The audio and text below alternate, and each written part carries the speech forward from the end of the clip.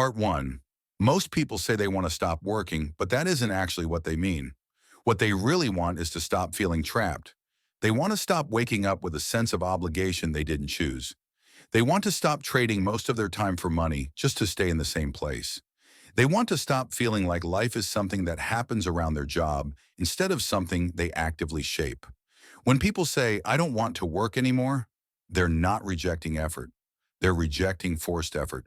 There's a big difference. Work, as most people experience it, isn't just activity. It's activity under pressure, activity tied to survival, activity that must be repeated whether it still makes sense or not. That's the part people want to escape. And most never do, not because escape is impossible, but because they misunderstand the problem from the very beginning. They think the goal is to stop doing things. It isn't. The goal is to stop doing things that reset to zero every day.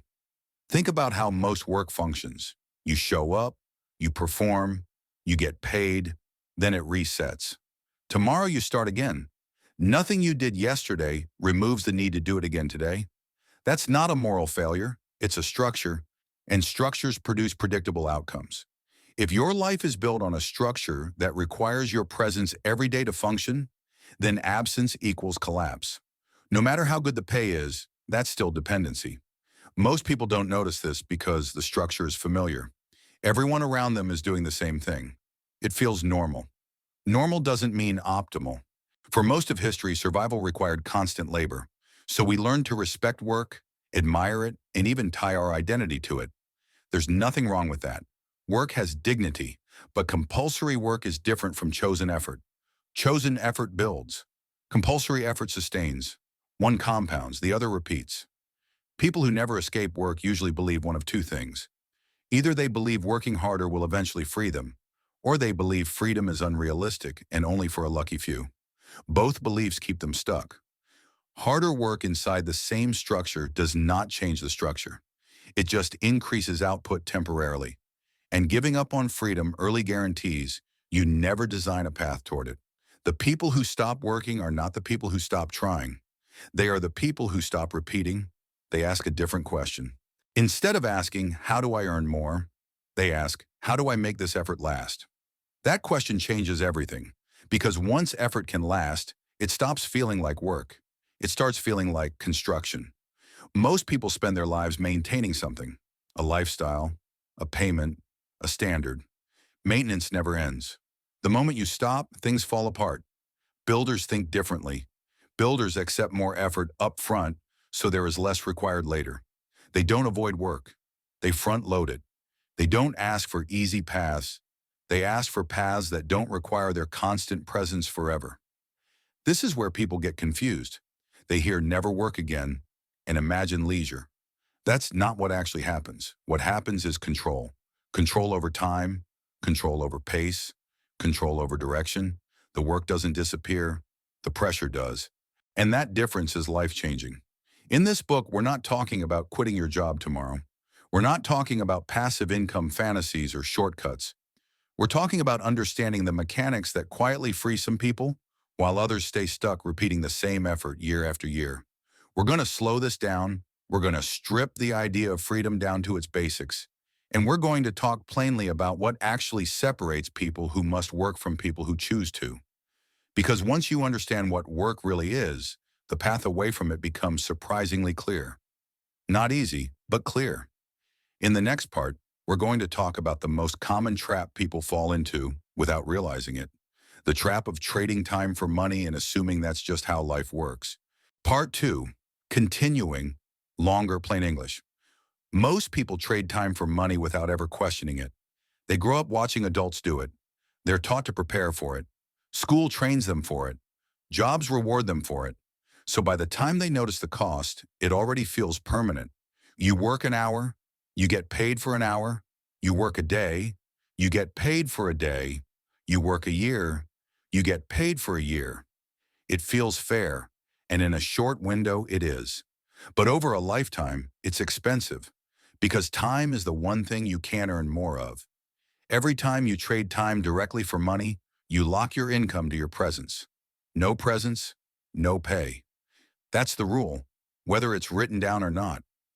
Most people accept this rule without realizing it is optional. They say things like, that's just how jobs work, or everyone has to work, or you have to earn a living. Those statements sound practical. What they really are is unexamined assumptions. The problem isn't work. The problem is work that resets to zero. If the only way money comes in is when you show up again, then you never get ahead of time. You only survive it. Now let's slow this down because this is where people usually misunderstand. Trading time for money is not bad. It's often necessary. It's how most people start. It's how skills are built. It's how stability is created early on. The mistake is staying there forever. The trap is believing that more time traded will eventually turn into freedom. It won't. More hours don't change the structure. They just increase the toll. Think about someone who works overtime for years. They may earn more, but their life doesn't open up. It tightens. Their time disappears. Their energy drops.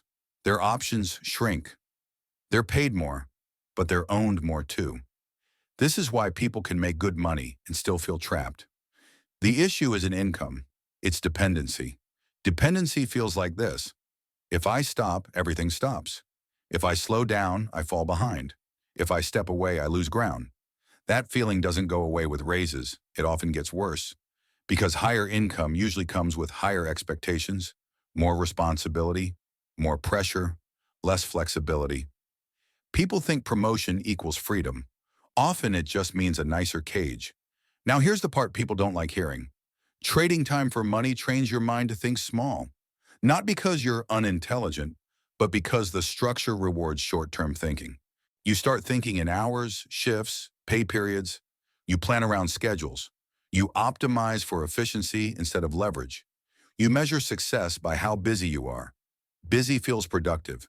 It isn't the same thing. When all income depends on time, you naturally protect time instead of multiplying effort. You become careful instead of creative. That's not a flaw. It's a response. People trapped in time-based income often say things like, I don't have time to think about that. I can't step away right now.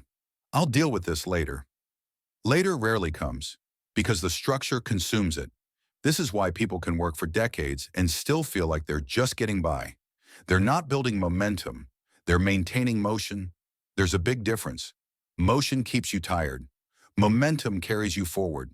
Momentum requires effort that continues to work after you stop. That's the key, effort that continues. Let's make this very plain. If you stop working and money stops, you are still working. You may enjoy the work, you may be good at it, you may be respected for it, but structurally, you are still bound to repetition. Freedom begins when effort outlives presence. That doesn't mean you stop contributing. It means your contribution keeps contributing. This is why some people can take time off without panic, while others feel anxious after a single missed day. The difference is not discipline, it's structure. Now here's where people often get discouraged. They hear this and think, well, that sounds nice, but not for me. They imagine freedom requires genius, luck, or some special break. It doesn't. It requires a different way of thinking about effort. Most people ask, how much can I earn per hour? People who escape ask, how many times can this effort pay me? That one question separates workers from builders. Builders still work hard, often harder at first, but they're working towards something that doesn't disappear overnight. Workers often work just as hard, but everything they do vanishes by morning. That's exhausting. Now let's talk about something practical. You don't escape time-based income by quitting your job suddenly. That's reckless for most people. You escape it by layering. You keep your stability while you build something that does not depend on daily presence. This could be a skill that compounds, a system that runs, a product that sells more than once, a process that others can use without you. The form matters less than the principle. Does this effort reset to zero tomorrow? If yes, it's maintenance. If no, it's building. Both have a place, but only one leads away from compulsory work. Most people spend their entire life in maintenance mode and wonder why they never feel ahead. They never stop to ask whether what they're doing today reduces what they must do tomorrow. That's the question we're going to keep coming back to. Does this reduce future effort, or does it demand more of it? Once you start seeing life through that lens, things change. You stop admiring busyness. You stop chasing small raises. You stop confusing effort with progress. You start caring about durability. Durable effort is effort that stays useful. It doesn't care if you're tired. It doesn't need your mood. It doesn't ask permission to keep working. That's how people quietly step out of compulsory work. Not by quitting effort, but by choosing effort that doesn't disappear. In the next part, we're going to talk about something that confuses almost everyone at first. Why working harder rarely gets you closer to freedom, and why leverage, not effort, is what actually changes the game. Part 3. Why working harder rarely sets you free. Most people believe that if they just work a little harder, everything will eventually change. They say, once I put in my time. They say, if I grind for a few more years. They say, after I prove myself. Hard work becomes the plan. The problem is, hard work inside the wrong structure doesn't create freedom. It creates exhaustion. This is hard to accept because hard work is a virtue. It's praised. It's rewarded socially. People admire it. And early in life, hard work often does help. It builds skills. It builds confidence. It builds stability. But there's a point where hard work stops compounding. Past that point, it just repeats. Think about someone who works very hard at a job for 20 years. They may become extremely competent. They may earn more than they did at the beginning. But if the work still requires them to show up every day in the same way, then nothing essential has changed. They're still necessary for the income to exist. That's the part most people miss. Hard work improves performance. It does not change dependency. Dependency is what keeps people working forever. Dependency means your absence creates loss. If you don't show up, something breaks. If you step away, money stops. If you slow down, pressure increases. That's not freedom. That's obligation. This is why people can be talented, respected, and well paid, and still feel stuck. They're trapped by their usefulness. Being needed feels good at first. It feels validating. It feels secure. But over time, it becomes a cage. Because the more indispensable you are, the harder it is to step away. This is one of the great ironies of work. The better you are at something that requires your presence, the harder it is to escape it. That's why simply becoming more skilled at time-based work doesn't solve the problem. It deepens it. Now let's talk about leverage, because this is where the conversation changes. Leverage is effort that multiplies itself. It's work that continues to produce results after the initial effort is done. Hard work is effort times one. Leverage is effort times many. This doesn't mean you stop working. It means your work stops depending entirely on you. Leverage comes in many forms, but the principle is always the same. One effort, multiple outcomes. A book is leverage. A system is leverage. A process others can repeat is leverage. A piece of content that keeps reaching people is leverage. Leverage doesn't care if you're tired. Once it's built, it works quietly. This is why leverage feels unfair to people who don't understand it. They see someone earning while not visibly working and assume laziness, luck, or dishonesty. What they're really seeing is delayed effort paying off later. Leverage is effort shifted in time. Most people are paid immediately for effort. Leverage pays later, often much later. That delay scares people. They'd rather take guaranteed small pay now than uncertain larger pay later. That preference keeps them locked into repetition. This isn't a character flaw, it's human. But it's also why most people never escape work. They confuse certainty with safety. Certainty says, I know I'll get paid this week. Safety says, I won't have to do this forever. Those are not the same thing. Now let's be very clear. Leverage is not passive income in the fantasy sense. It still requires effort, often intense effort. But it's effort with a different goal. The goal is not to perform well today. The goal is to build something that performs tomorrow without you. That mindset changes everything. People who build leverage think in questions like these. Will this still matter next year?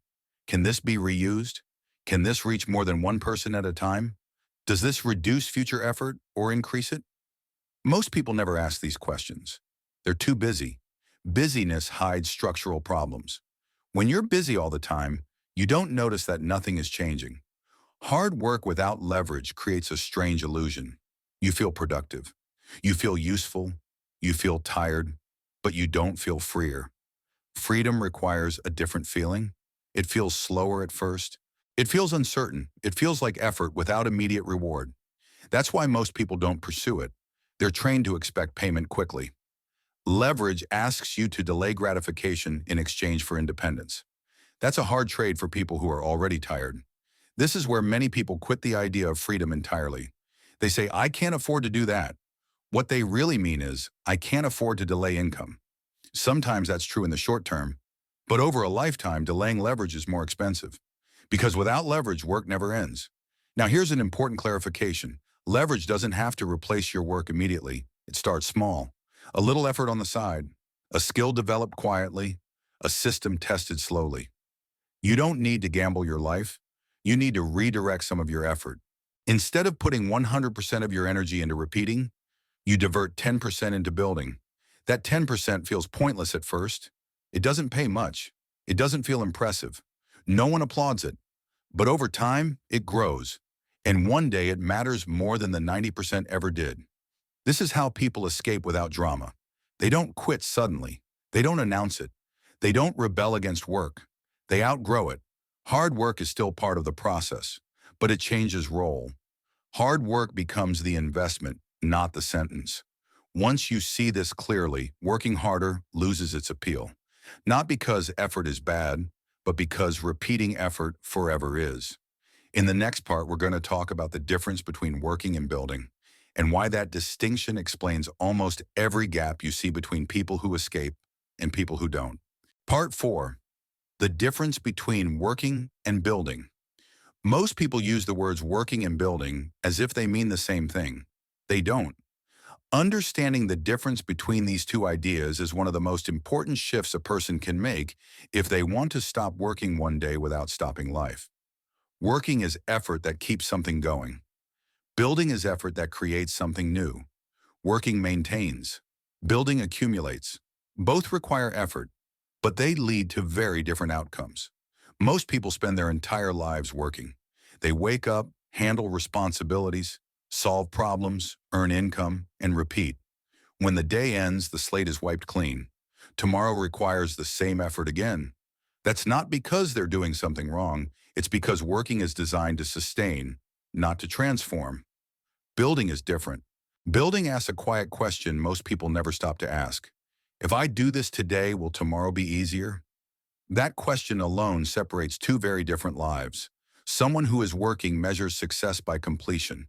Someone who is building measures success by durability. Completion feels good in the moment. Durability feels good over time.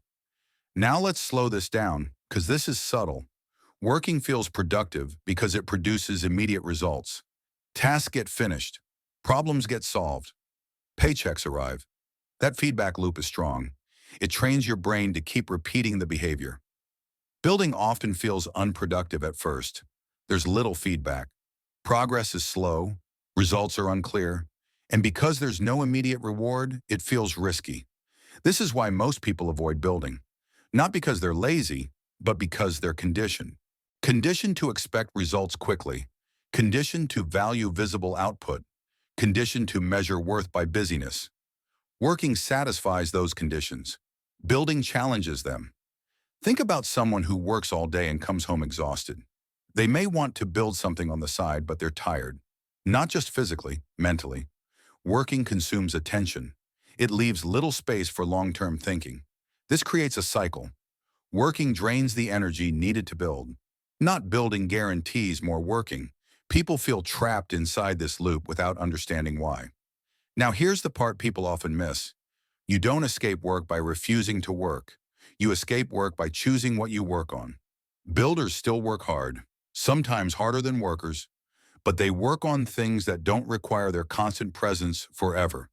That's the key difference. Working requires you to be there. Building allows you to step away.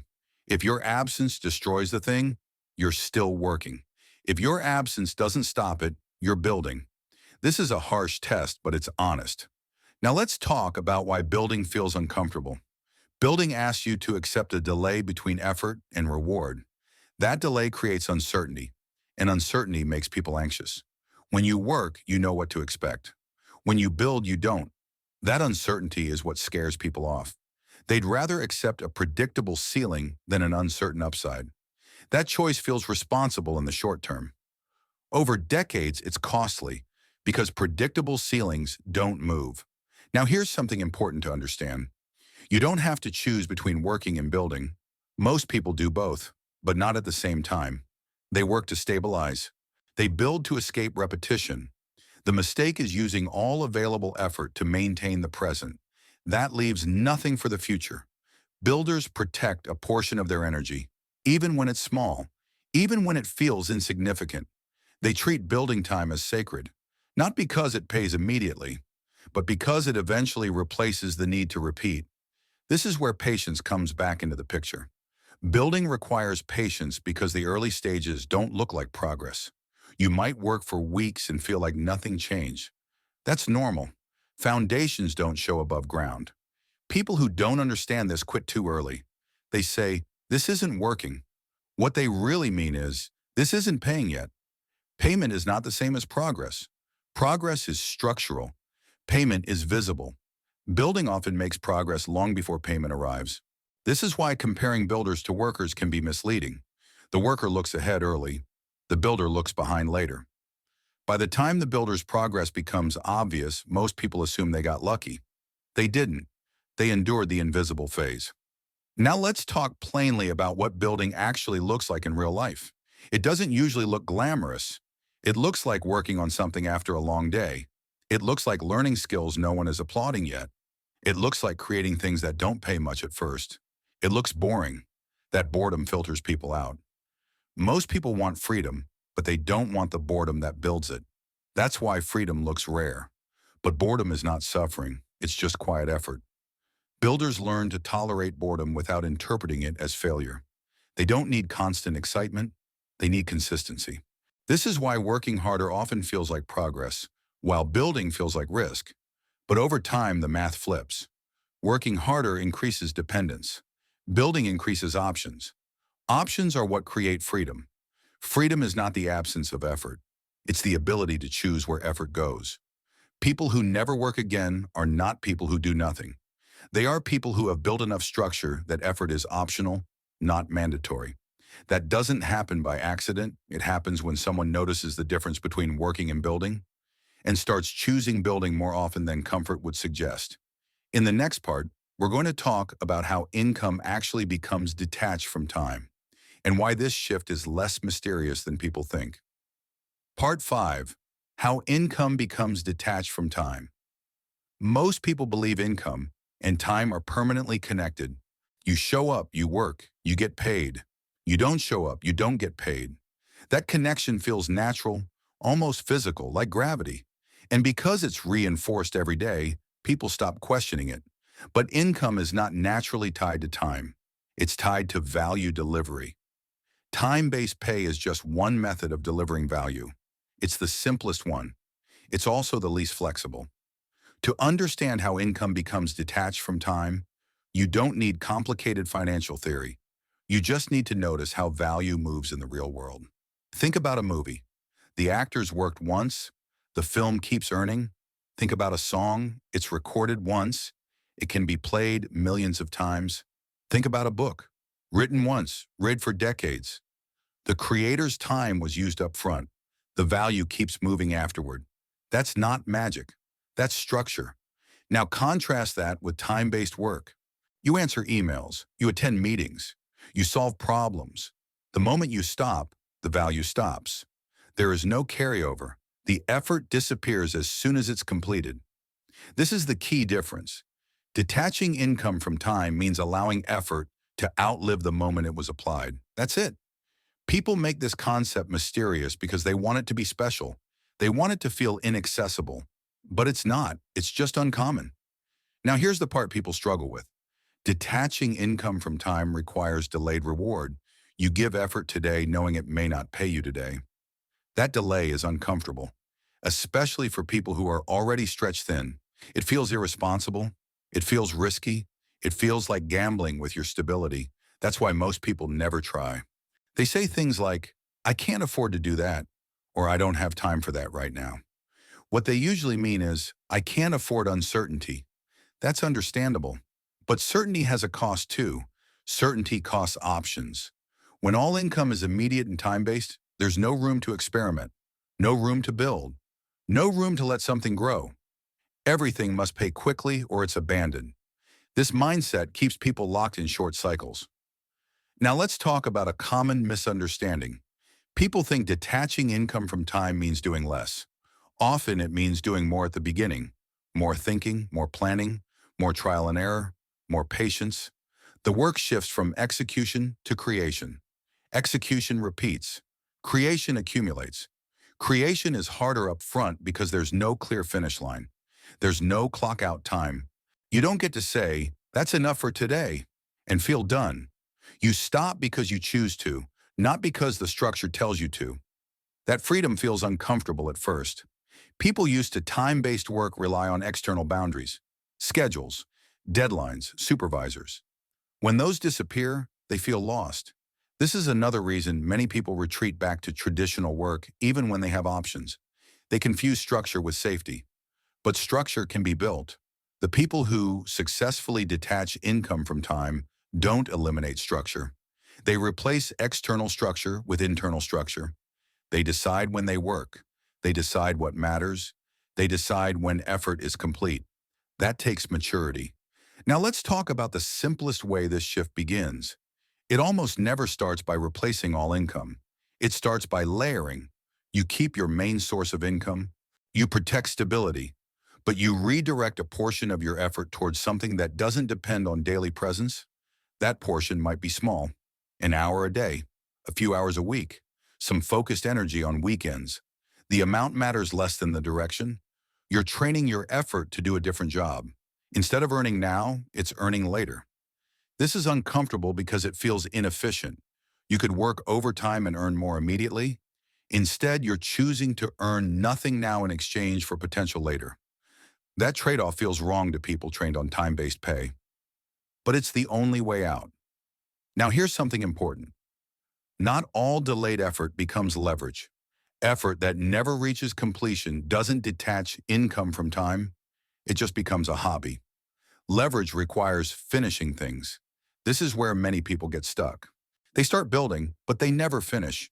They jump from idea to idea. They stay in learning mode. They stay in preparation. Preparation feels productive. It's safer than releasing something imperfect. But income doesn't detach from time until value is delivered to others. This is where courage comes in. Not dramatic courage, practical courage. The courage to finish something and let it exist without you. The courage to accept feedback. The courage to accept that it won't be perfect. The courage to allow it to pace slowly. People who escape work don't avoid these fears. They tolerate them. Now let's bring this back to reality. Detaching income from time doesn't mean you never work again in the literal sense. It means work becomes optional. Optional work feels different. You don't panic if you stop. You don't dread Mondays. You don't count hours the same way. Time stops feeling like something you're selling. It starts feeling like something you're investing. That shift changes how you experience life. You become more selective, more patient, more intentional. You stop chasing every opportunity. You focus on durable ones. And here's the quiet truth. Once income is detached from time, even partially, the psychological pressure lifts. You breathe differently. You think differently. You plan differently. You're no longer running on a treadmill. You're moving along a path. In the next part, we're going to talk about why ownership changes everything and why people who control assets experience work very differently from people who only control their labor. Part 6, Ownership Changes Everything. There is a quiet line that separates two very different lives. On one side of the line are people who earn by permission. On the other side are people who earn by ownership. Both may work hard. Both may be skilled. Both may be responsible. But their experience of work is completely different. Ownership changes everything because it changes who decides. When you don't own what you produce, someone else decides how it's used, how it's priced, when it's replaced, whether it continues without you. When you do own what you produce, those decisions shift. And with them, pressure shifts too. Most people sell labor. They rent out their time, their energy, their attention. In return, they receive money and stability. There's nothing wrong with this arrangement early on. It's how people learn, survive, and build competence. But renting labor forever keeps you dependent because renters don't control the asset. They don't decide how long it lasts. They don't decide how many times it pays. They don't decide what happens if they step away. That control lives elsewhere. Ownership is different. Ownership means you create or control something that exists independently of your presence. It might be content, a system, a product, a process, an audience, a platform, intellectual property. The form doesn't matter as much as the principle. If you stop showing up tomorrow, does it still exist? If the answer is yes, you're closer to freedom than you think. Most people misunderstand ownership because they imagine it requires massive capital or risk. It doesn't. Ownership often begins very small. A document you create once and reuse. A process you refine and hand off. A piece of content that keeps reaching people. A system that runs whether you're watching it or not. Ownership starts the moment effort outlives you. Now let's address something uncomfortable. Many people avoid ownership because it feels exposed. When you sell your time, responsibility is limited. You show up, you perform, you get paid. If something fails, it's usually not yours alone to carry. When you own something, the responsibility increases. If it doesn't work, it's on you. If it needs improvement, it's on you. If it stalls, it's on you. That responsibility scares people, but responsibility is the price of control. People who avoid responsibility stay protected, but constrained. People who accept responsibility gain control, but must grow into it. That growth is uncomfortable. This is why many talented people never escape work. They're skilled, but they don't want ownership-level responsibility. They want security without exposure. That trade-off makes sense emotionally. Over time, it becomes costly, because security without ownership is temporary. Now let's talk about leverage again, through the lens of ownership. Leverage without ownership is fragile. If you build something but don't control it, it can be taken away, changed, or devalued without your consent. Many people learn this the hard way. Ownership gives leverage durability. It ensures that effort stays connected to reward. This doesn't mean ownership is all or nothing. It often comes in layers. You might own the idea, but not the platform, the audience, but not the distribution, the system, but not the brand. Each layer of ownership increases control. People who escape work intentionally move toward ownership over time. They don't rush it. They don't gamble recklessly. They don't abandon stability overnight. They gradually trade rented effort for owned effort. This process is quieter than people expect. There's no single moment where everything changes. There's just a slow shift where dependence decreases and options increase. And options are what freedom actually is. Now let's clear up another misunderstanding. Ownership does not mean you never work. It means work changes character. Instead of being reactive, it becomes proactive. Instead of being urgent, it becomes intentional. Instead of being endless, it becomes selective. People who own assets don't work all the time. They work when it makes sense. They work to maintain, improve, or expand what they own, not to survive the week. That difference is enormous. Here's something important to notice. When you own something, you think differently. You ask, how can this last longer? How can this serve more people? How can this be simplified? How can this improve without my constant involvement? Those questions don't appear when you're just working tasks. Ownership expands your time horizon. You stop thinking in days and weeks. You start thinking in months and years. That shift alone changes behavior. People who think long-term act differently in the present. They're more patient, more deliberate, less reactive. They don't chase every opportunity. They protect what compounds. Now let's talk about a practical reality. Ownership often pays less at first. That's why most people don't pursue it seriously. Early ownership feels unfair. You work more and earn less. You take risk without guarantee. You invest time without applause. Meanwhile, time-based work pays predictably. This creates a temptation to abandon ownership early. People say, this isn't worth it, right before it becomes worth it. The early phase of ownership is the hardest part because the math hasn't flipped yet, but once it does, it rarely flips back. Owned effort stacks. Rented effort disappears. This is why older owners often seem calm. They're not smarter. They're not luckier. They just made enough decisions years ago that remove pressure later. Ownership removes pressure by absorbing it. Instead of pressure landing on you every day, it lands on what you built. That's the quiet miracle. Now here's a simple test you can use. Ask yourself, if I stop doing this tomorrow, would it still matter next month? If yes, you're building. If no, you're maintaining. Both are necessary at times, but only one moves you toward never working again. In the next part, we're going to talk about skills that compound and why some skills pay once while others pay over and over again. That distinction matters more than most people realize. Part 7. Skills that compound. Not all skills are equal. Some skills pay you once. Some skills pay you for a while. A few skills pay you over and over again. Most people spend their lives getting better at skills that only pay while they're being used. That's not wrong. It's just limiting. If a skill only produces value while you're actively using it, then your income stays tied to your presence.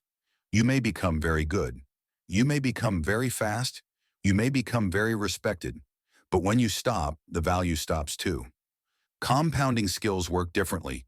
They keep producing value long after the effort to learn them is done.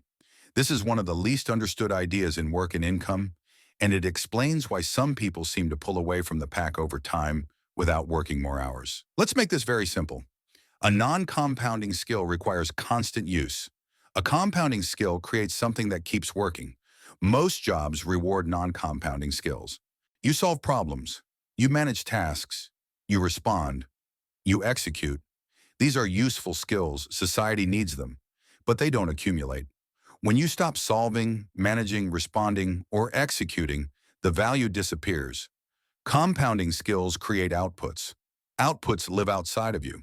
An output might be a piece of content, a system, a framework, a method, a library, a process others can use once created. An output can be reused, shared, improved, and scaled. That's where compounding begins. Now here's the important part. Most people already have the ability to learn compounding skills. They just don't recognize them because these skills don't look impressive early on. They look slow, they look uncertain, they look unproductive. They don't give quick feedback. This is why people abandon them. Think about writing. Writing is a compounding skill. One article can be read by thousands. One book can be read for decades. One idea can keep spreading without you present. But learning to write feels inefficient at first. You sit alone. You struggle to express thoughts. No one applauds, so people stop. The same is true for teaching, creating systems, building audiences, designing processes, or learning how to distribute ideas. These skills don't reward effort immediately. They reward completion and consistency. Now let's talk about a common mistake. People ask, what skills should I learn to never work again? That's the wrong question. The right question is, does this skill allow me to create something that lives without me? A skill that can't produce independent outputs will never free you, no matter how good you get at it. This is why some people work very hard at impressive skills and still feel stuck. They chose skills that require them to be present forever. That doesn't make the skill bad. It just means it doesn't compound. Now here's where it gets interesting. Compounding skills often feel boring. They don't feel urgent. They don't feel dramatic. They don't make you feel busy. They require quiet time. Quiet time is uncomfortable for people used to constant stimulation and external direction. When no one is telling you what to do, when there's no immediate payoff, your mind looks for escape. This is why people say they don't have time to build compounding skills. What they usually mean is they don't have tolerance for quiet effort yet. That tolerance can be built. People who escape work don't necessarily have more time. They just protect a small amount of it fiercely. They carve out space for compounding skills even when it feels inconvenient. An hour a day, a few hours a week, that doesn't sound like much, but over years it changes everything. Here's something important to understand. Compounding skills are rarely taught in traditional settings because they're hard to grade and slow to measure. Schools reward compliance and execution. Jobs reward responsiveness and reliability. Compounding skills reward patience and ownership. That's why learning them often feels lonely. You don't get clear milestones. You don't get quick praise. You don't get guaranteed outcomes. You have to believe that small outputs will add up. That belief is rare. Now let's talk about why people quit these skills. They quit because early effort feels invisible. You work on something and nothing changes. You practice and no one notices. You create and the response is small. This is the invisible phase. The invisible phase is where almost everyone stops. The people who don't stop eventually cross a line where effort starts stacking instead of disappearing. That moment feels sudden, but it isn't. It's delayed recognition of accumulated work. Now here's a key distinction. Compounding skills don't free you immediately. They reduce pressure gradually. At first, nothing changes. Then stress eases slightly. Then options appear. Then choices widen. You don't wake up one day free. You wake up one day less trapped. That's how it starts. Another mistake people make is trying to learn too many compounding skills at once. That spreads effort thin. Builders usually pick one. They choose one skill that fits their temperament and stick with it long enough to see it produce independent value. They don't chase novelty. They chase durability. Durability matters more than excitement. Now let's be very practical. Ask yourself, does this skill help me create something reusable? Can this output exist without me? Can it be shared, scaled, or repeated? If the answer is yes, you're on the right path. If the answer is no, it doesn't mean the skill is useless. It just means it won't free you. Most people mix the two. They use non-compounding skills to stabilize and compounding skills to escape repetition. That's a smart approach. You don't have to abandon what pays now. You just have to stop letting it consume all your effort. This is where patience comes back again. Compounding skills feel slow until they aren't. Then they feel unfair. People will ask how you did it. They'll assume luck. They'll miss the years of quiet work. That's fine. You're not doing this for recognition. You're doing it so effort stops resetting to zero. In the next part, we're going to talk about the long middle, the phase where most people quit even though they're closer than they realize. That phase deserves its own conversation. Part 8. The long middle. Nobody talks about every escape story has a part that never makes it into interviews. It's the part after the excitement fades and before anything works. It's the long middle. The long middle is where most people quit. Not because they failed, but because nothing obvious is happening. At the beginning, there's energy. You're learning. You're imagining possibilities. You feel different just for starting. That phase feels alive, then it ends. What replaces it is repetition without reward. You keep showing up. You keep building. You keep working on something that still hasn't proven itself. And no one is clapping. This is where people start to doubt themselves. They don't say, I'm quitting. They say, maybe this isn't the right thing. Or, I think I need to rethink my approach.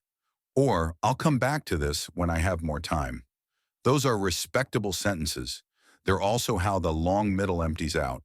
The long middle feels unfair because effort and outcome are out of sync. You're doing more than before, but getting less feedback. You're investing time, but not seeing proportional returns. It feels like pushing against something that doesn't move. This is where people confuse silence with failure. Silence is not failure. Silence is often just accumulation. Think about planting something. For a long time, nothing changes above the surface. You water. You wait. You wonder if you did it wrong. The work is happening underground where you can't see it. Most people dig it up to check. That kills it. The people who make it through the long middle learn how to keep going without constant proof. They stop asking, is this working yet? They start asking, is this still aligned? That shift keeps them steady. Now let's talk about why the long middle exists at all. It exists because leverage takes time to stack. When effort compounds, the early layers don't look impressive. One piece of content doesn't change your life. One system doesn't free your schedule. One asset doesn't replace income. But each one adds weight. At first, the weight isn't enough to move anything. Then one day, the system responds. And when it does, it feels sudden. That suddenness is misleading. It wasn't sudden. It was delayed. Most people underestimate how long the delay is. They think effort should pay in weeks, sometimes months. Often it takes years. That reality scares people. Not because they're unwilling to work, but because they don't trust the process without reassurance. This is why the long middle filters people out.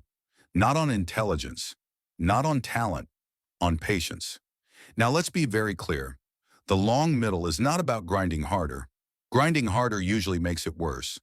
The long middle is about continuing without drama. No reinvention, no constant strategy changes, no emotional swings, just showing up and refining. Refinement is the quiet work that happens in the long middle. You improve slightly, you simplify, you remove friction, you get a little better each cycle. This is boring work. Boring work scares people because it doesn't make them feel special. But boring work is what makes things durable. Now here's a mistake many people make during the long middle. They start comparing themselves to people who are ahead. They see someone who made it and assume they started later, worked less, or had better timing. They rarely see the years that came before. Comparison shortens patience. When you compare your middle to someone else's highlight, your progress feels inadequate. People who make it through the long middle stop comparing timelines.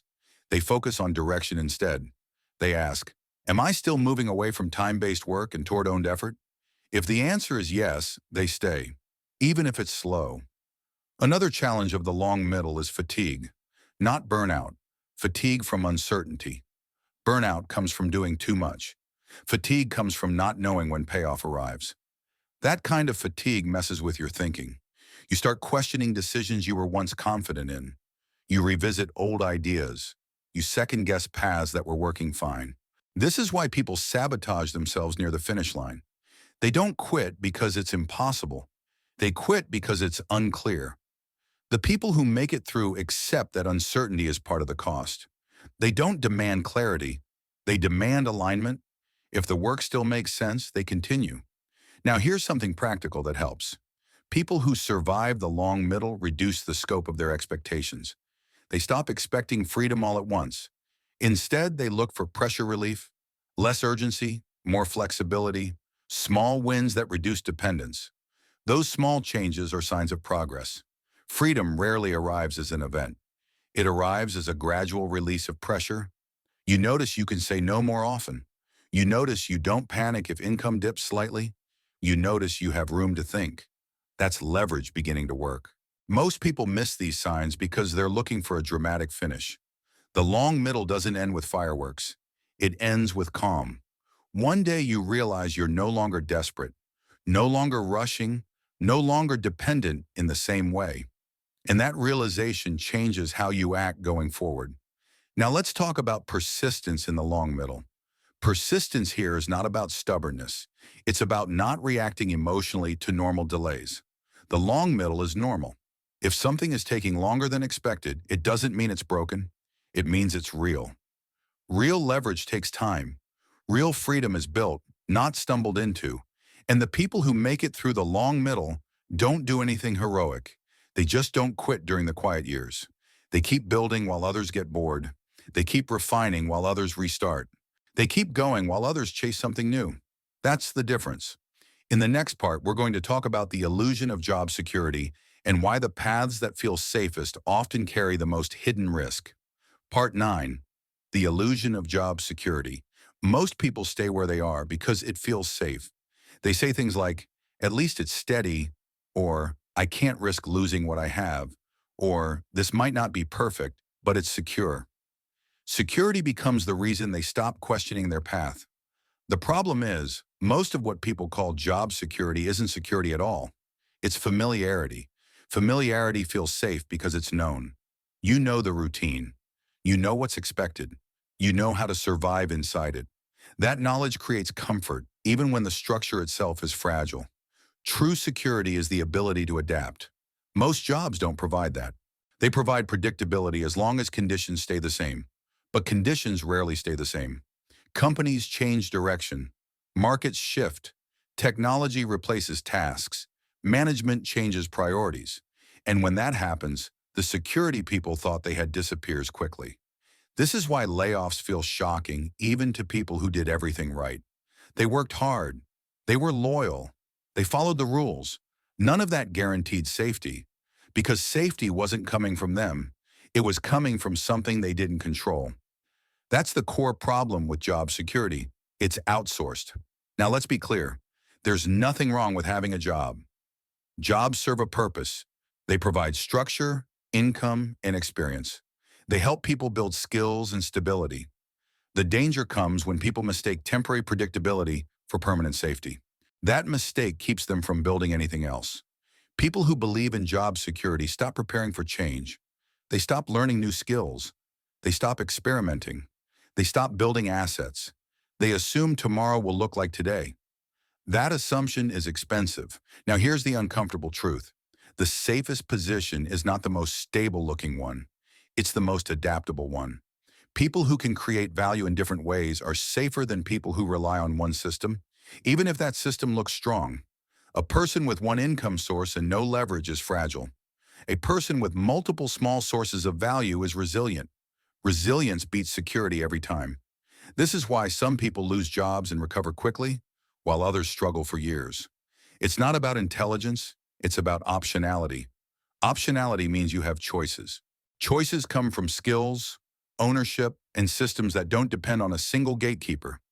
People who escape compulsory work don't trust one structure to protect them. They build backups, not out of fear, but out of realism.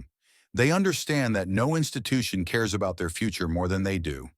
That understanding doesn't make them bitter. It makes them prepared. Now let's talk about why job security feels so convincing. It provides immediate feedback.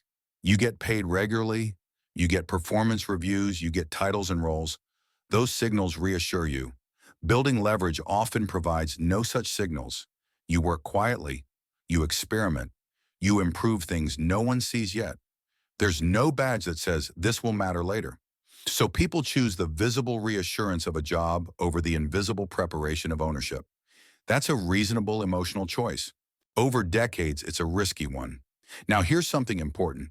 People who build leverage don't quit their jobs because they hate them. They stop depending on them because they understand limits. They don't burn bridges. They don't rebel. They don't act recklessly. They prepare quietly. They use the stability of a job to fund the construction of independence. That's smart. The illusion of job security becomes dangerous only when it stops you from building anything else. When you say, I don't need to worry about that, you usually should. Not because disaster is imminent, but because change is inevitable. Now let's address another misconception. People think security comes from loyalty. Loyalty can be rewarded, it can also be ignored. It depends on factors outside your control. Relying on loyalty for security is like relying on weather forecasts to protect you from storms. Helpful, but not sufficient. The people who never work again are not the people who trusted the system to take care of them. They're the people who use the system while quietly reducing their dependence on it. They didn't wait to be forced. They chose. That choice takes patience and humility, because while you're building resilience, it doesn't look impressive. You're doing extra work without extra praise. You're thinking long-term while others think short-term. That's lonely sometimes, but loneliness is temporary. Dependence is not. Now here's a practical way to think about this. Ask yourself, if my current situation changed suddenly, how many ways could I create value? If the answer is one, that's fragile. If the answer is several, that's resilience. The goal isn't to panic. The goal is to expand options slowly. One additional skill, one small asset, one independent system. That's how security is actually built. Real security doesn't come from staying put. It comes from being able to move. Once you understand this, the fear around leaving work begins to change. You stop seeing work as your protector. You start seeing it as one tool among many. That mental shift is powerful because once work stops being your only lifeline, it stops controlling your decisions.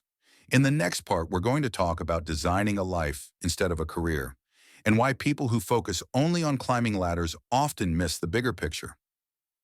Part 10. Designing a life instead of a career. Most people are taught to build a career. Pick a path. Climb the ladder. Move up step by step. A career gives structure. It gives direction. It gives a sense of progress. And for many people, especially early on, that structure is helpful. The problem is, careers are designed to serve institutions, not individuals. A career answers the question, how do I advance inside this system? A life answers the question, how do I want my days to feel? Those are very different questions. People who focus only on careers often wake up years later with a strange feeling. On paper, everything looks good. Titles improved, pay increased, responsibilities expanded. But something feels off. They don't feel freer. They don't feel calmer. They don't feel more in control. They feel busier. That's because careers reward vertical progress, not personal alignment. You move up, but you don't always move closer to the life you want. Designing a life means starting from the outside in, not the inside out. Instead of asking, what job should I get? You ask, what kind of life do I want to live? Not in a fantasy sense, in a practical one. How much time do I want to control? How much stress am I willing to tolerate? How much flexibility matters to me? How much responsibility do I want to carry? These questions are uncomfortable because they force honesty. Many people avoid them because the answers might require change. Careers make it easy to avoid these questions. They tell you what the next step is. You don't have to decide, you just comply. Life design requires choice. Choice is harder than compliance. But it's also where freedom begins. Now let's be clear. Designing a life does not mean rejecting responsibility. It means choosing responsibility intentionally. People who design their lives still work hard. They just work toward outcomes that serve their long-term well-being, not just short-term advancement. They don't ask, what's the next promotion? They ask, what does this promotion cost? Cost matters. More money might cost time. More status might cost peace. More responsibility might cost flexibility. Those trade-offs are not automatically bad, but they should be conscious. Most people accept trade-offs without noticing them. Years later, they feel the cost without remembering the choice. People who escape compulsory work are careful here. They don't chase everything that looks like progress. They choose paths that move them toward control, not just recognition. Now here's something important. Designing a life doesn't require quitting your career immediately. It requires reframing it. Your job becomes a tool. Your career becomes a phase. Your life becomes the priority. That shift alone changes how you make decisions. You stop asking, will this look good? You start asking, will this help me build what I want? That change is subtle but powerful. Now let's talk about time, because time is the real currency here. Careers are designed around other people's schedules, meetings, deadlines, availability. Life design is about reclaiming pieces of time and deciding what they're used for. You don't need total freedom to start. You need some freedom. An hour you control, a morning you protect, a few evenings a week. Life design starts small. People imagine they need a perfect plan before they can begin. They don't. They need a direction. Direction gives shape to choices. Now let's talk about why many people resist life design. They're afraid of making the wrong choice. Careers feel safer because someone else defines success. Life design puts that responsibility on you. If you choose wrong, you can't blame the system. That fear keeps people stuck in paths they've outgrown. But here's the truth. Not choosing is still a choice, and it often leads to lives built by default. People who design their lives accept that not every decision will be perfect. They don't demand certainty, they demand alignment.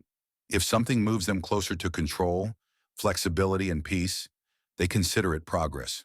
If it moves them away, they question it. This doesn't make life easy, it makes it intentional. Now let's bring this back to work. People who never work again don't suddenly stop contributing. They stop letting work dictate the shape of their lives. They build income sources that fit the life they want, instead of building a life that fits their income source. That's the reversal most people never make. They design everything around work. Then they wonder why work never ends. Life design flips that. Work becomes one component, not the center. That doesn't happen overnight. It happens through a series of small decisions. Choosing flexibility over prestige. Choosing control over speed. Choosing alignment over applause. Those choices look boring in the moment. Over time, they add up to something rare, a life that feels like it belongs to you. In the next part, we're going to talk about why most people never make the shift, even when they understand it intellectually. The barrier is not knowledge, it's psychological. Part 11. Why most people never make the shift. Most people don't fail to escape work because they lack information. They fail because of invisible psychological friction. They understand the ideas. They agree with the logic. They even feel inspired by the possibility. And then they go back to doing what they've always done. Not because they're lazy, because change threatens identity. For years, sometimes decades, people build a sense of self around work. I'm reliable. I'm hardworking. I'm responsible. I provide. Those identities are not wrong. They're honorable. But when escape from compulsory work becomes possible, those identities get shaken. If I'm not the one who shows up every day, who am I? If I'm not needed in the same way, do I still matter? If my value isn't proven through effort, what proves it? These questions are uncomfortable. Most people would rather stay tired than uncertain. Now let's talk about fear, because fear hides behind rational explanations. People say, I can't risk it. I have responsibilities. It's not the right time. Sometimes those statements are true. Often they're shields. Fear doesn't usually announce itself as fear.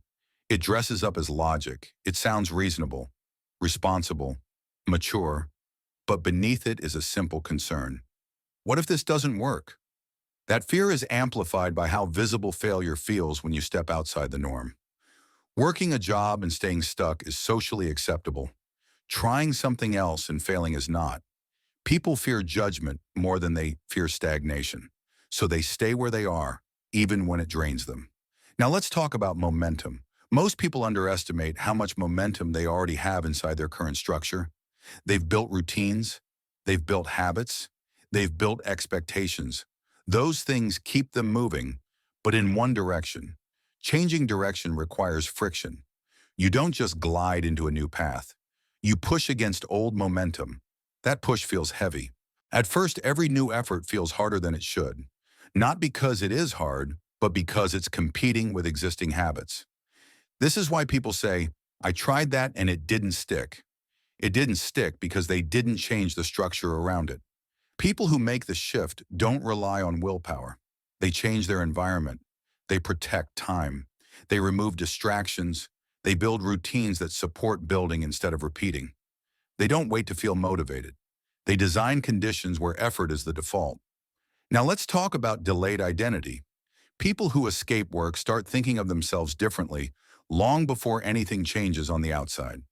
They stop seeing themselves as workers. They start seeing themselves as builders. That shift happens quietly. No one else notices it first. Nothing looks different externally. But internally, it changes how they allocate effort. They begin asking different questions. How does this help me later? Is this reusable? Does this reduce future effort? Those questions guide behavior long before results appear. This is why mindset matters, but not in the motivational sense. Mindset here is not positive thinking. It's permission. Permission to build slowly. Permission to be invisible for a while. Permission to choose long-term outcomes over short-term comfort. Most people never give themselves that permission. They wait for external validation that never comes. People who escape work validate themselves privately. They decide that the path makes sense, even when no one else understands it yet. That decision removes the need for constant reassurance. Now let's address another psychological barrier. People fear success almost as much as failure. Success would require them to leave familiar roles. It would change relationships. It would alter how others see them. Those changes feel destabilizing. Staying stuck preserves predictability. People don't stay because it's good. They stay because it's known. People who make the shift accept discomfort in exchange for autonomy. They don't expect it to feel good at first. They expect it to feel awkward. Awkward is not a sign of failure. It's a sign of transition. Now here's something important. Most people don't need to make dramatic changes to start shifting.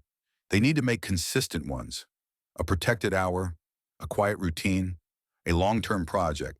Small, boring actions compound psychologically as well as financially.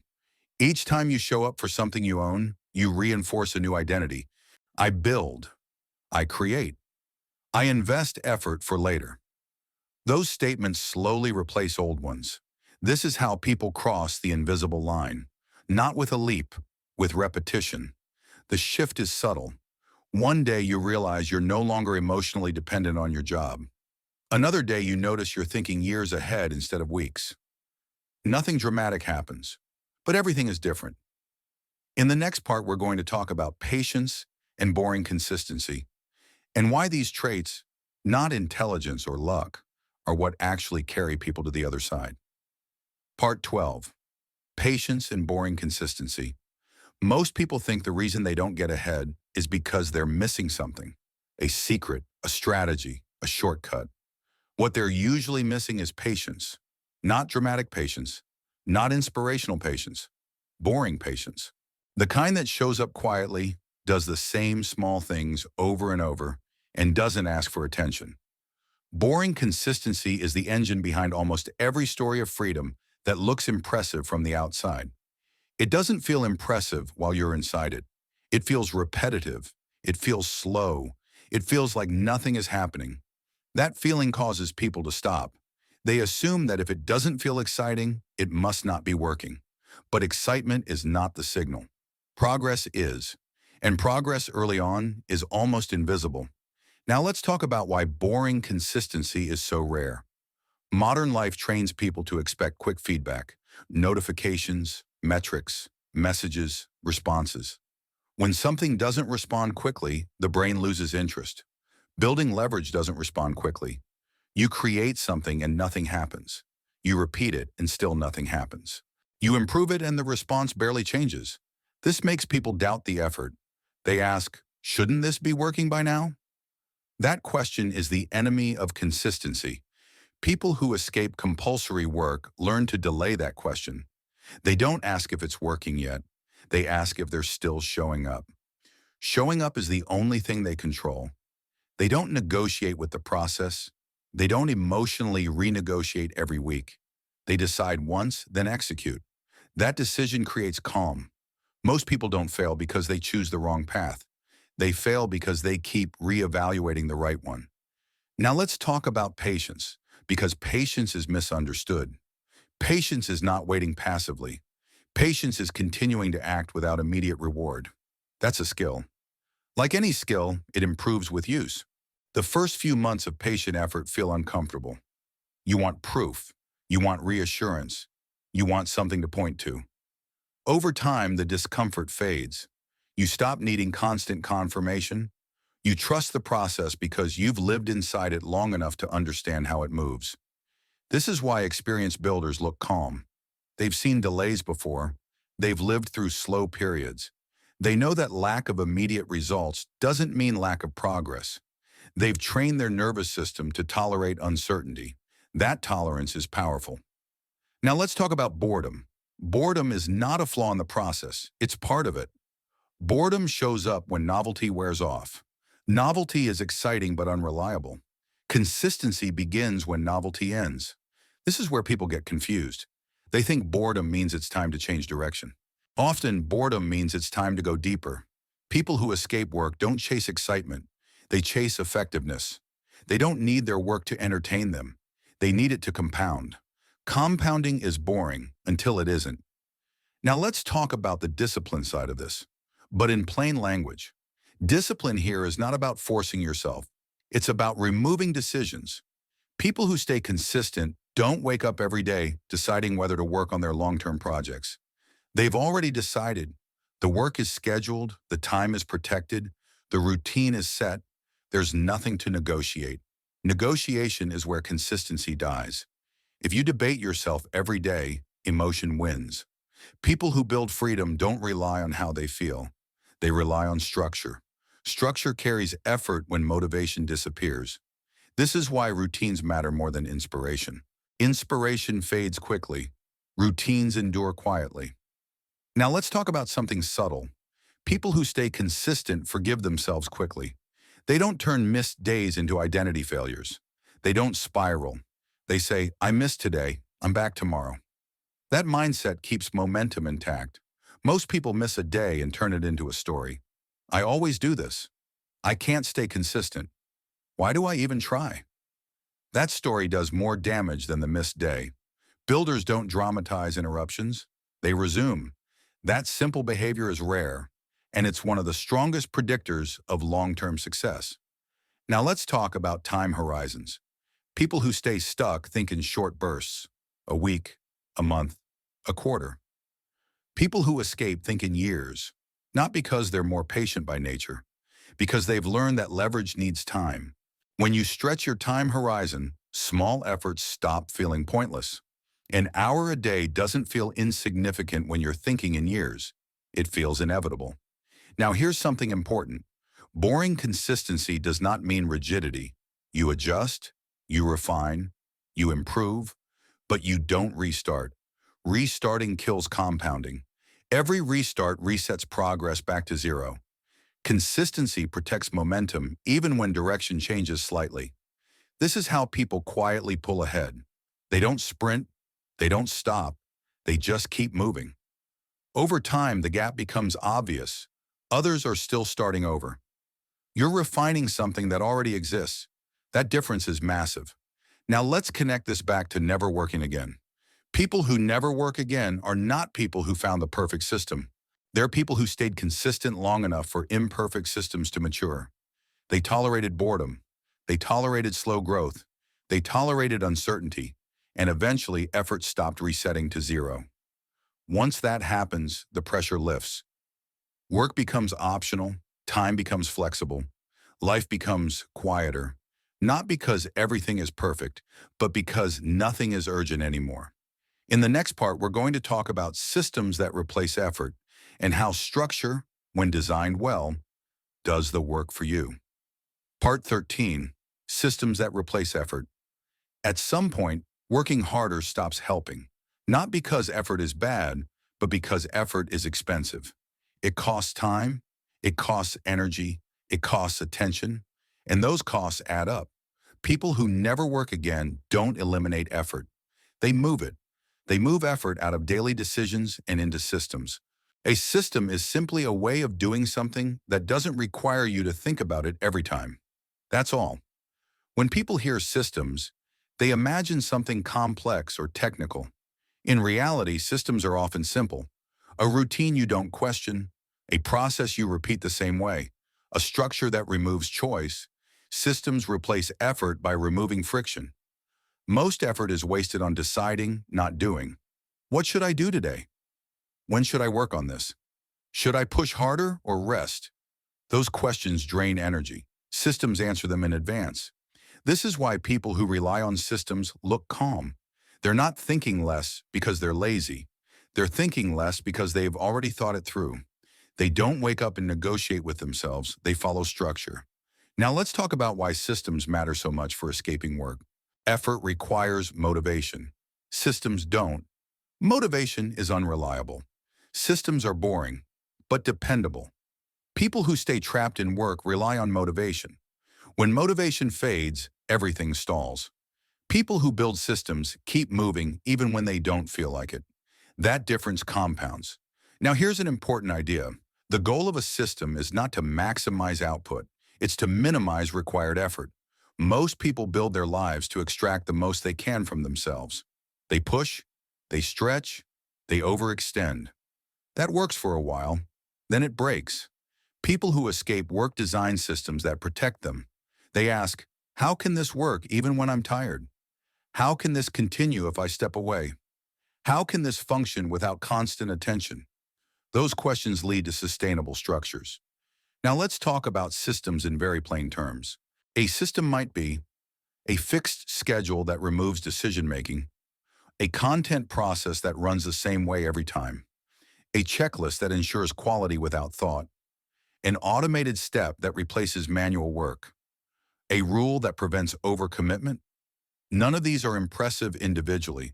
Together, they reduce dependence on willpower. Willpower is fragile. Systems are sturdy. This is why people who rely on systems don't burn out as easily. They're not pushing constantly. They're letting structure carry the load. Now let's talk about an important transition. Early on, effort matters more than systems. You're learning. You're experimenting. You're figuring things out. Systems come later. But most people never transition. They stay in effort mode forever. They solve every problem manually. They respond to everything personally. They recreate solutions instead of reusing them. That keeps them busy. Busyness feels productive. But busyness is often a sign that systems are missing. Now let's talk about why people resist building systems. Systems feel restrictive. They remove flexibility. They create repetition. People worry they'll feel trapped. But here's the paradox. Structure creates freedom. When basic decisions are handled automatically, you have more mental space for meaningful work. When systems manage the routine, you're free to focus on the important. People who avoid systems end up trapped by constant decision-making. They feel free because nothing is fixed, but they're exhausted. People who embrace systems feel constrained at first, but they're calmer. Calm is underrated. Now let's talk about how systems replace effort over time. At first, building a system feels like extra work. You think it would be faster to just do this myself. And in the short term, that's true. Systems are slower at the beginning. They require thinking, they require setup, they require patience. But once they exist, they save effort every time they're used.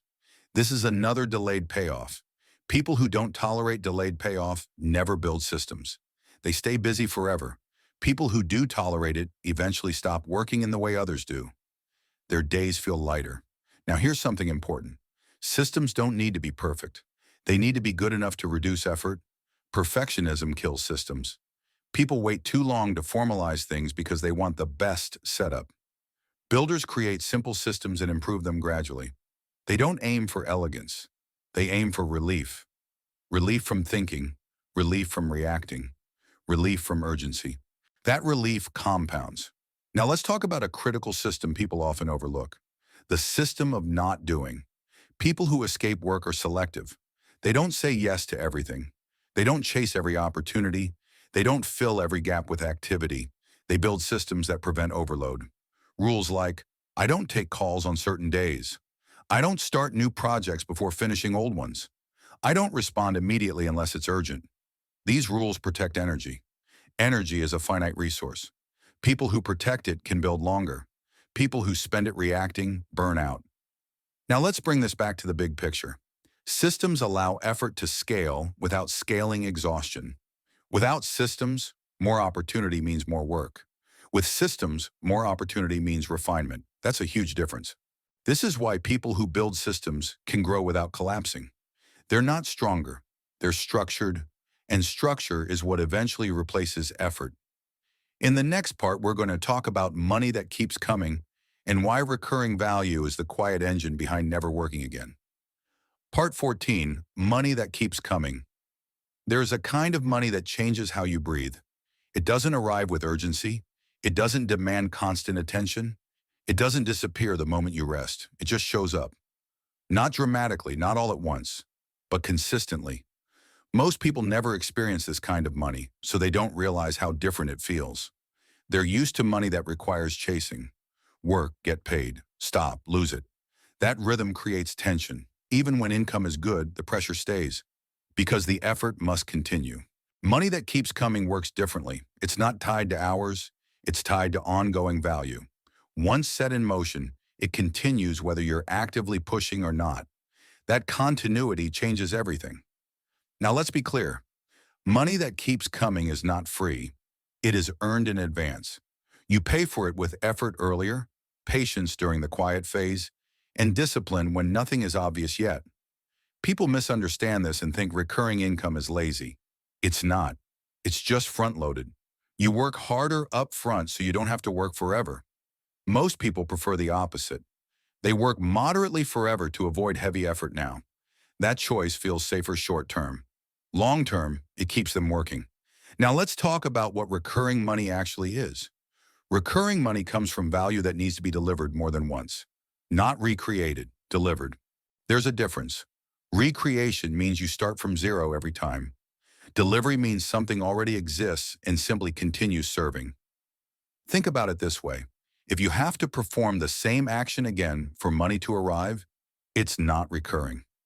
If the value continues flowing without recreation, it is. This could be content people keep discovering, systems people keep using, products people keep buying, processes people rely on. The form doesn't matter as much as the structure. Now here's something important. Recurring money does not need to be large to be powerful. Even small, consistent income reduces pressure. Pressure is what traps people. Pressure forces short-term thinking. Pressure creates fear-based decisions. Pressure keeps people reactive. Reduce pressure, and thinking changes. When pressure drops, patience increases. When patience increases, leverage has time to grow. This is why even modest recurring income can change a person's trajectory. It creates space. Space to think, space to choose, space to say no. That space is where freedom begins. Now let's talk about why recurring money is so rare. It requires people to finish things. Most people are good at starting. Few are good at finishing. Recurring money only happens when something is complete enough to be reused. That completion is uncomfortable. It exposes your work to judgment. It ends the fantasy phase. It forces reality. People often stay in preparation because it feels safer. Preparation feels productive without risk. But recurring money only arrives after release. This is where courage matters again. Not dramatic courage. The courage to say, this is good enough to exist. People who escape work don't wait for perfect. They ship. They observe. They refine. Refinement happens after release, not before. Now let's talk about time. Recurring money usually arrives slowly at first. This discourages people. They expect effort and reward to line up quickly. But recurring systems take time to stack. The first unit doesn't matter much. The 10th matters a little. The 100th changes things. Momentum builds quietly. This is why people underestimate recurring income. They judge it too early. They quit before compounding begins. Now here's a subtle but important point. Recurring money is not just financial, it's psychological. When you know something will arrive without constant pushing, your nervous system relaxes. You stop checking constantly. You stop panicking about dips. You stop making decisions out of fear. That calm leads to better choices. Better choices lead to better systems. Better systems increase recurring value. It's a positive loop. Most people live in the opposite loop. Urgency leads to rushed decisions. Rushed decisions create fragile systems. Fragile systems require constant attention. That loop never ends. Now let's be practical. You don't build recurring money by trying to be clever. You build it by being reliable. Reliable value delivered consistently over time becomes trusted. Trusted value becomes habitual. Habitual value becomes recurring. This is why trust matters more than novelty. People who chase trends often struggle to build recurring income.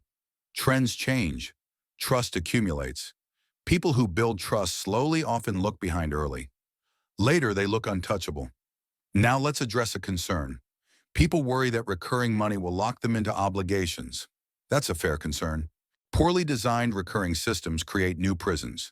Well-designed ones create options. The difference is control. If you own the system, you decide its limits. You can slow it down. You can adjust it. You can step back. Ownership matters again here. Recurring income without ownership is fragile. Recurring income with ownership is powerful. Now let's bring this back to never working again.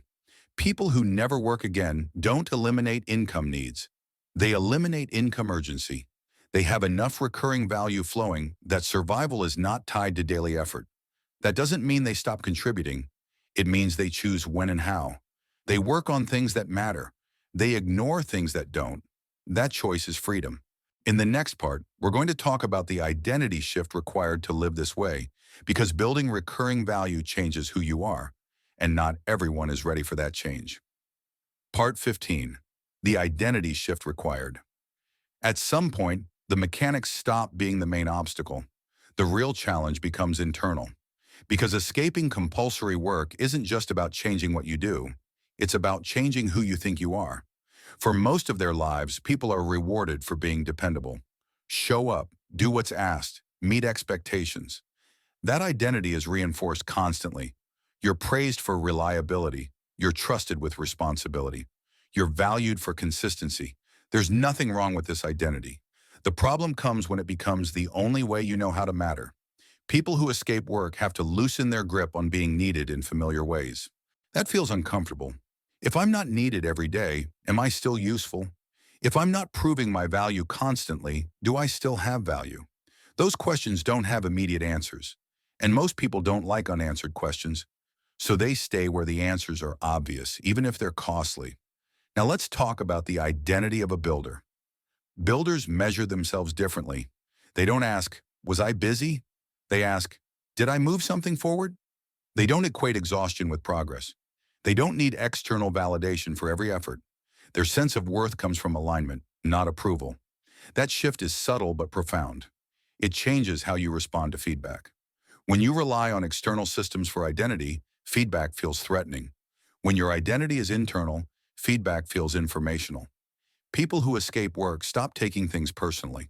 They're not offended by slow progress. They're not shaken by quiet periods. They're not crushed by criticism. They expect the process to take time. This expectation protects them emotionally. Now let's talk about control. When people first gain some freedom, they often struggle with it. They're used to being directed. Without external structure, they feel adrift. This is where many people unconsciously recreate work. They fill their time with busyness. They take on unnecessary commitments. They overwork out of habit. They don't know how to exist without pressure. This is why identity work matters. People who never work again learn how to be without being forced. They don't need urgency to function. They create structure voluntarily. They decide what matters instead of waiting to be told. That's a learned skill. Now let's talk about guilt. Guilt is one of the biggest barriers to freedom. People feel guilty resting when others are working. They feel guilty earning without visible effort. They feel guilty stepping back. That guilt is social conditioning. For generations, worth was tied to visible labor. When effort becomes invisible, people feel like they're cheating. They're not. They just shifted when the effort occurs. People who escape work learn to release guilt. They understand that effort doesn't need to be constant to be valid. They worked earlier so they could rest later. That trade is fair. Now let's talk about patience again, but at the identity level. Builders think long-term, not just in projects, but in self-concept. They allow themselves to become someone new gradually. They don't demand instant confidence. They don't expect to feel different overnight. They accept awkward phases. I'm not who I was, but I'm not who I'm becoming yet. That space is uncomfortable. Most people rush out of it. They run back to familiar roles. People who escape work stay in that space long enough for a new identity to form. That takes time. Now let's talk about responsibility again. With freedom comes a different kind of responsibility. You can't blame systems anymore. You can't hide behind rules. You can't outsource decisions. That responsibility is heavy at first, but it's also empowering. When things go well, you know why. When things go poorly, you know where to adjust. There's no confusion. People who prefer clarity over comfort handle this well. People who prefer comfort often retreat. Neither is morally better, but only one leads to autonomy. Now let's bring this back to never working again. People who never work again are not people who gave up structure. They replaced external structure with internal discipline. They didn't become lazy. They became deliberate. Deliberate with time, deliberate with energy, deliberate with commitments. They don't fill their lives with noise. They leave space. Space to think, space to choose, space to rest. That space is not empty. It's where good decisions are made. In the next part, we're going to talk about fear, responsibility, and letting go, and why people often cling to work they dislike long after it stops serving them. Part 16, Fear, Responsibility, and Letting Go. There is a strange comfort in staying where you are, even when you don't like it, even when it drains you, even when you know there's another way. That comfort doesn't come from enjoyment. It comes from predictability. Work you dislike but understand feels safer than freedom you don't yet know how to manage. This is why people often cling to work long after it stops serving them. Not because they love it, because they fear what comes after. Fear doesn't usually sound dramatic. It sounds practical. What if I lose momentum? What if I make the wrong move? What if I regret this? Those are reasonable questions, but they often hide a deeper concern. What if I'm responsible for everything now? Work provides a kind of shelter. Someone else sets priorities. Someone else defines success. Someone else absorbs risk. Letting go of that shelter means standing in the open. That exposure is uncomfortable. Now let's talk about responsibility honestly. Responsibility is not the same as pressure. Pressure is imposed. Responsibility is chosen. People trapped in work live under pressure, deadlines, expectations, urgency. People who escape work take on responsibility. Responsibility for direction, responsibility for pace, responsibility for outcomes. Pressure exhausts. Responsibility clarifies. This is why people who escape work often seem calmer. They're not carrying less weight, they're carrying the right weight. Now let's talk about letting go. Letting go does not mean abandoning effort. It means releasing attachment to outcomes you don't control. People cling to work because it gives them immediate proof of value. I showed up. I completed tasks. I did my part. That proof is comforting. Building leverage removes that daily proof. You don't get constant validation. You have to trust your choices. That trust takes time to build. Now let's talk about fear of wasted effort. People worry that if they let go of familiar work, everything they've done will be wasted. That's rarely true. Skills transfer. Experience carries over. Judgment improves. Nothing is lost. The only thing that changes is where effort goes. But emotionally, it feels like loss. Letting go of old identities always does. This is why transitions are hard even when they're positive. People don't mourn bad situations. They mourn familiar ones. Now let's talk about another fear, the fear of not knowing what to do next. Work fills time. Without it, space opens. That space can feel unsettling. People mistake that discomfort for danger. It's not danger. It's unfamiliarity. People who never work again learn to sit in that space without panicking. They don't rush to fill it. They let clarity emerge. Clarity doesn't arrive under pressure. It arrives in quiet. This is why constant busyness keeps people stuck. Busyness leaves no room for reflection, no room for recalibration, no room for life design. Letting go of constant work creates that room. Now let's talk about gradual release. People imagine letting go as a sudden break. It rarely is.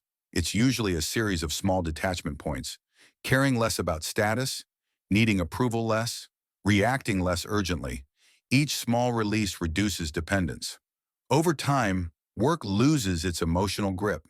You still contribute, you just don't cling. Now here's something important. People who escape work don't demonize it. They don't resent it. They appreciate what it gave them. Skills, stability, perspective. Gratitude makes letting go easier. Resentment keeps you tied. You don't have to hate work to outgrow it. You just have to recognize when it's no longer the right container for your effort. Now let's talk about fear again, but in a different way. Fear doesn't go away when you escape work. It changes shape. Instead of fearing job loss, you fear stagnation. Instead of fearing schedules, you fear misalignment. Those fears are quieter. They don't shout, they guide. People who never work again don't eliminate fear. They listen to it differently. Fear becomes information, not a command. Now let's bring this back to the idea of never working again. Never working again does not mean never doing anything uncomfortable. It means never being forced into effort that doesn't make sense. It means effort becomes intentional, chosen, aligned. That alignment is worth the discomfort of transition, because on the other side of letting go is something rare. Calm, not the calm of avoidance, the calm of ownership.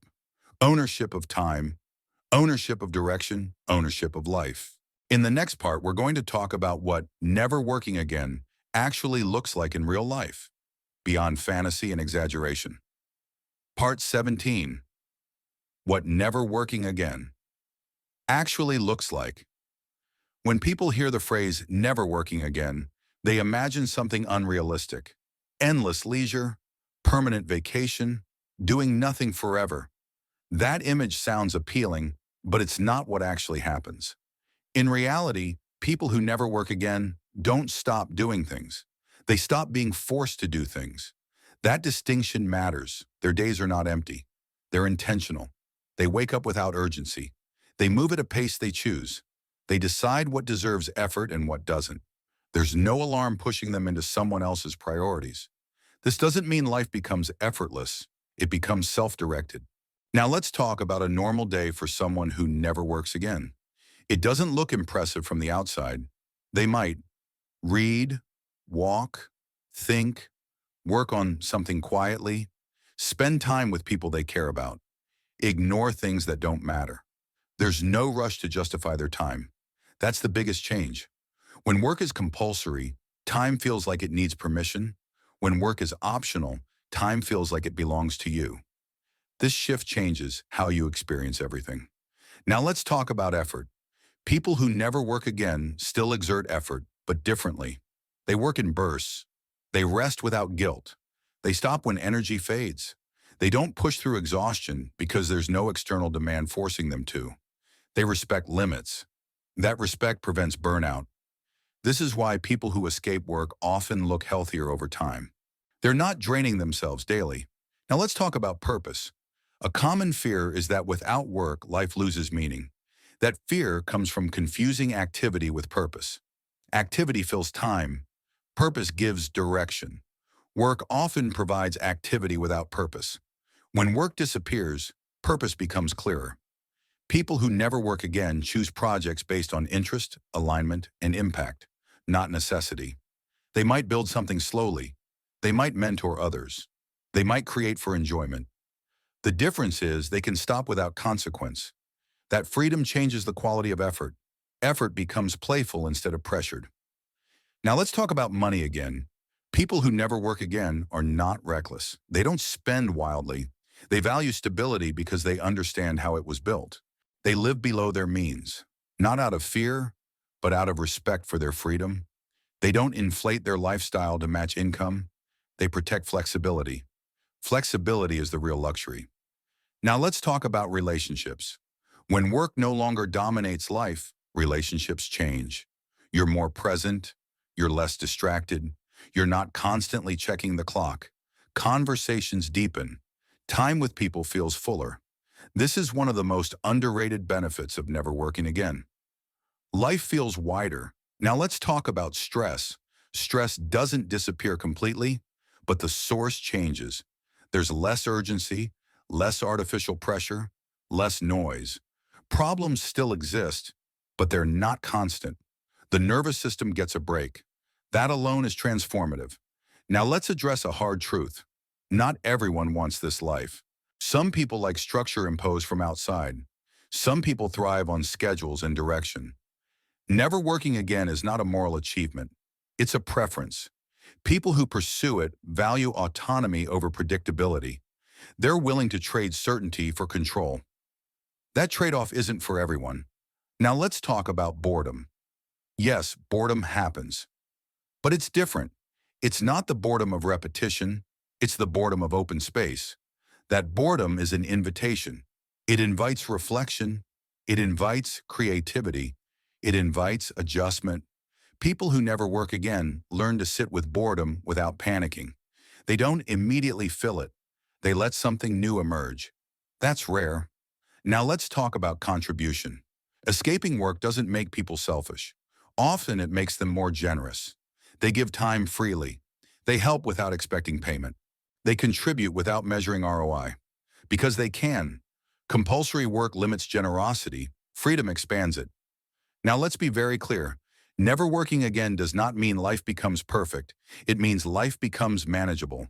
You're no longer running from obligation to obligation. You're choosing what deserves effort. That choice is everything.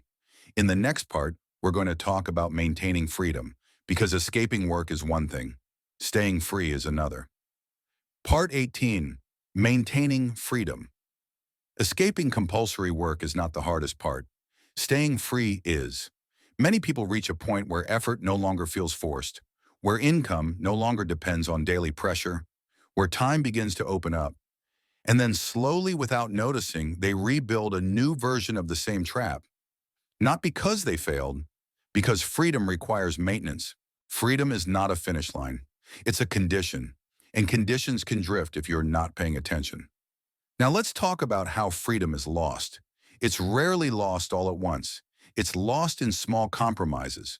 Saying yes when you didn't need to, taking on responsibility out of habit, letting urgency creep back in. None of these decisions feel dangerous individually. Together, they rebuild pressure. People who escape work once but don't stay free usually make the same mistake. They stop protecting their time. At first, they enjoy saying yes. It feels good to be useful without obligation. It feels good to be needed on your terms. But over time, yes accumulates. Commitments stack, expectations grow, availability becomes assumed. Before long, effort feels compulsory again. This is why boundaries matter more after escape than before. Before freedom, boundaries protect energy. After freedom, boundaries protect autonomy. Autonomy is fragile. It requires active defense. Now let's talk about identity again. Many people unconsciously rebuild work because they miss the identity it gave them. Work provided a reason to be busy, a reason to feel important, a reason to structure the day. When that disappears, people sometimes feel adrift. So they fill the space. They take on projects they don't care about. They accept roles they don't need. They recreate pressure to feel grounded. This is why self-awareness matters. People who maintain freedom regularly ask themselves, why am I doing this? Does this still align? Am I choosing this or defaulting? Those questions prevent drift. Now let's talk about money again. Maintaining freedom requires financial restraint, not deprivation. Restraint. People who escape work understand that lifestyle inflation is a trap. More spending increases dependency. More dependency increases pressure. Pressure is the enemy of freedom. This doesn't mean living small. It means living intentionally. They spend on things that increase peace. They avoid things that increase obligation. That distinction keeps freedom intact. Now let's talk about effort. Freedom does not mean eliminating effort. It means choosing which effort matters. People who stay free develop a strong filter. They don't chase opportunities just because they're available. They don't say yes just because something sounds impressive. They ask, does this increase leverage? Does this reduce future effort? Does this align with the life I want? If the answer is no, they decline. That selectivity keeps effort meaningful. Now let's talk about time again. When time becomes abundant, it loses urgency. That's good, but it can also lead to drift. People who maintain freedom create light structure, not rigid schedules, gentle rhythms, morning routines, weekly reviews, regular reflection. These rhythms keep life intentional without turning it back into work. Structure supports freedom. Chaos erodes it. Now let's talk about growth. People who never work again don't stop growing. They just grow without pressure. They learn because they're curious. They build because it's meaningful. They contribute because they want to. Growth without urgency feels different. It's slower, deeper, more sustainable. This kind of growth doesn't burn out. Now let's talk about comparison. Comparison is another way freedom is lost. When you compare your life to others, you invite outside expectations back in. You start chasing benchmarks that don't matter to you. More money, more recognition, more visibility. Those pursuits rebuild pressure. People who maintain freedom stop comparing. They measure success internally. How do my days feel? Do I have space? Am I calm? Those metrics don't show up on social media, but they determine quality of life. Now let's talk about responsibility again. Freedom doesn't remove responsibility, it clarifies it. You're responsible for protecting your time, managing your energy, choosing commitments carefully. That responsibility doesn't end, but it's lighter than the responsibility of surviving inside a system you don't control. Now here's the quiet truth. Freedom is maintained not by adding more, but by subtracting regularly, removing unnecessary commitments, removing pressure, removing noise. People who stay free are good at letting go. They don't cling. They understand that holding on too tightly recreates work. Now let's bring this close. Maintaining freedom is about remembering why you wanted it, not to escape effort, not to avoid contribution, but to live deliberately, to choose, to rest, to build when it matters, to stop when it doesn't. In the final part, we're going to talk about the quiet end of forced work, how this journey actually concludes, and what remains when pressure is gone. Part 19. The quiet end of forced work. The end of forced work does not arrive with an announcement. There's no ceremony, no final paycheck that feels dramatic, no clear moment where everything changes. It ends quietly. One day you notice you're no longer rushing. Another day you realize you're not anxious about missing something. Then at some point it becomes obvious. Work no longer controls your decisions. That realization doesn't feel exciting. It feels calm. People expect freedom to feel exhilarating. It usually feels peaceful. That's how you know it's real. Excitement fades quickly. Peace lasts. Now let's talk about what disappears when forced work ends. Urgency fades. You stop making decisions just to relieve pressure. You stop chasing opportunities out of fear. You stop saying yes because you feel cornered. With urgency gone, choices improve. People who escape forced work don't rush into new commitments. They pause. Pausing becomes natural when nothing is demanding immediate action. That pause is where clarity lives. Now let's talk about time again. Time no longer feels like something to defend. You don't protect it aggressively. You don't hoard it. You just use it deliberately. Days feel longer, not because you do more, but because you're present. That presence changes how life feels. Moments stretch, conversations deepen, simple things register. This is one of the most underrated benefits of never working again. Life stops blurring. Now let's talk about effort again. Effort becomes cleaner. When you choose to work, you do it fully. When you choose to rest, you rest without guilt. There's no internal conflict. Conflict consumes energy. When forced work ends, internal conflict reduces. That reduction alone frees up enormous capacity. Now let's talk about fear. Fear doesn't disappear, but it no longer drives decisions. Fear becomes information. Is this aligned? Does this matter? Is this necessary? Fear stops shouting. It whispers. You listen calmly. Now let's talk about money again. Money becomes less emotional. It's not a constant concern. It's not a constant goal. It's a tool. People who escape forced work don't obsess over money. They respect it. They manage it quietly. They don't need it to validate them. That emotional neutrality is powerful. It keeps them grounded.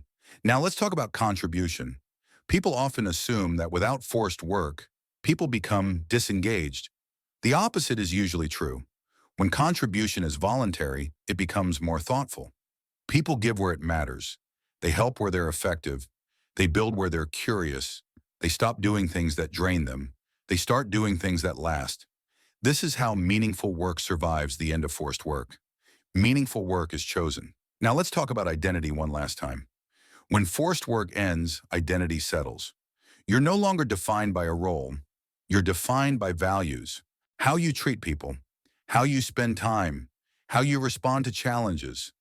Those things become clearer when pressure is gone.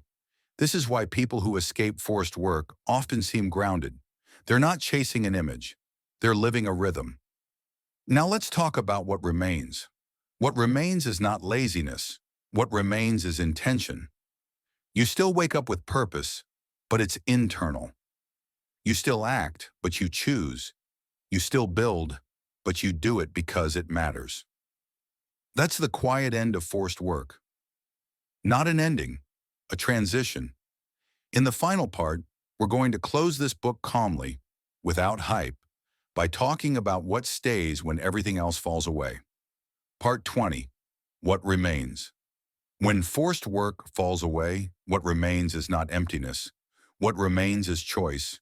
Choice is quieter than obligation. It doesn't shout. It doesn't rush you. It waits. Most people never experience this state long enough to understand it. They're always responding, always reacting, always adjusting to someone else's priorities. When that pressure lifts, there's a brief moment that feels strange. Not exciting. Strange. Silence where urgency used to live. At first, that silence can feel uncomfortable. People are so used to being driven that stillness feels like something is wrong. But nothing is wrong. You're just no longer being pulled. This is the moment many people misunderstand freedom. They think freedom should immediately fill itself with meaning. It doesn't. Meaning grows slowly. It needs space. And space is exactly what forced work never allowed. Now let's talk about identity one last time. When work no longer defines you, something simpler takes its place. You're not your job. You're not your output. You're not your productivity. You're how you choose, how you treat time, how you treat people, how you treat yourself. Those choices become clearer when they're not buried under obligation. This is why people who escape forced work often simplify their lives. Not because they have to, because complexity loses its appeal. They don't need noise to feel important. They don't need busyness to feel valuable. They prefer clarity. Clarity feels like peace. Now let's talk about purpose, because this is where many people get confused.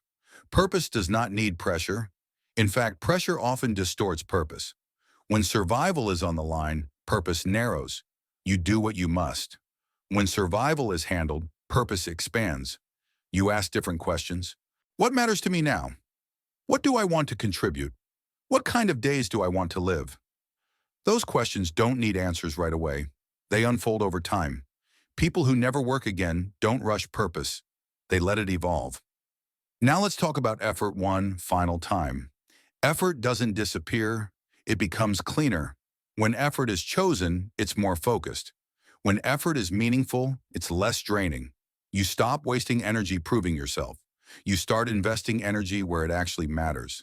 This makes effort sustainable. Sustainable effort doesn't burn you out. It builds quietly. Now let's talk about time. Time becomes less segmented. There's no sharp divide between work and life. Life is just life. Some days include building. Some days include rest. Some days include learning. There's no guilt attached to any of it. Guilt was a product of pressure. Pressure is gone. Now let's talk about fear again.